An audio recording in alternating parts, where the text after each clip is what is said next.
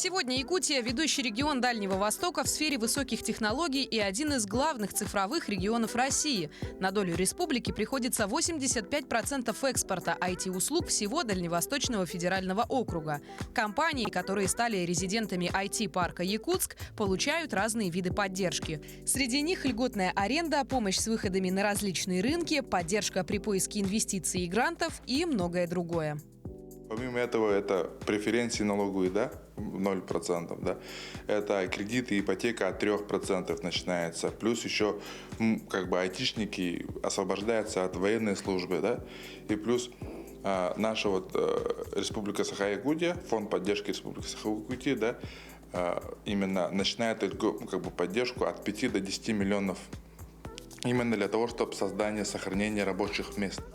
Свято место пусто не бывает. Именно такое выражение выбрали представители IT-сферы для того, чтобы описать нынешнюю ситуацию в связи с уходом многих мировых компаний с отечественного рынка. Однако, по словам резидентов IT-парка, такие обстоятельства выступают в качестве стимула для локальных разработчиков. Нужно понимать, что международный рынок – это не только Штаты и Европа. Рынок огромный, то есть на самом деле есть азиатский рынок, есть рынок Южной Америки, есть рынок Африки. То есть Африка на самом деле сейчас очень вкусный рынок. Как это, может быть, странно звучит, но действительно это сейчас один из самых растущих рынков, там очень много денег. Поэтому многие айтишники и наши, и украинские, и белорусские на самом деле активно начали еще в прошлом году работать на африканский рынок. То есть рынков много, и рынок огромный. То есть это миллиарды долларов. Поэтому я не думаю, что будут особые проблемы с импортом.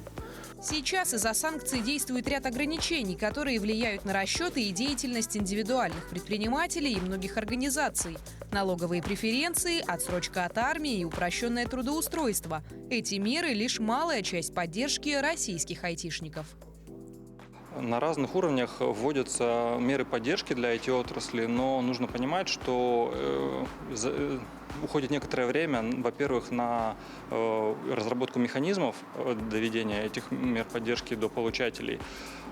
И, в частности, только в марте был подписан указ о мерах поддержки IT-отрасли.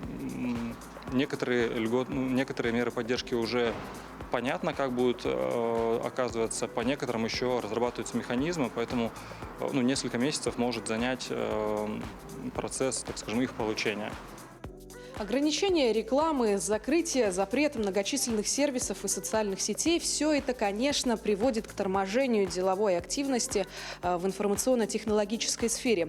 Однако за этими дверями в IT-парке Якутска уже происходят новые технологии, которые как раз направлены на импортозамещение и сохранение IT-сферы в нашей стране. Надежда Саханская, Семен Семенов, Якутск.